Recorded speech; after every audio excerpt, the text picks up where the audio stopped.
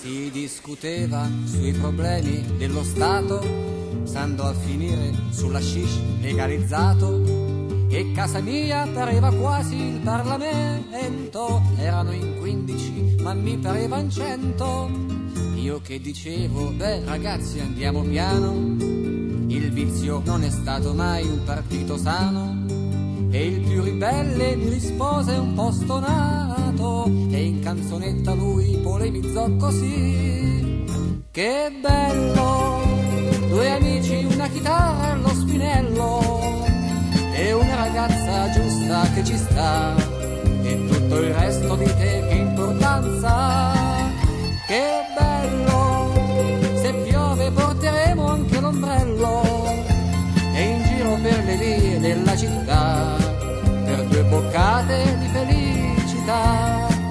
Ma l'opinione dissi io non la contate, e che reputazione dite un po' vi fate. La gente giudica, voi state un po' in campana, ma quello invece d'ascoltarmi continuò: che bello, col pakistano nero e con l'ombrello, e una ragazza giusta che ci sta, e tutto il resto che importanza. Così di casa li cacciai senza ritegno, senza badare a chi mi palesava sdegno.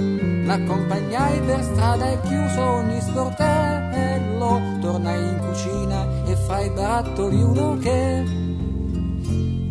bello, col giradischi acceso e lo spinello. Non sarà stato giusto, sì lo so, ma in 15 eravamo troppi, no?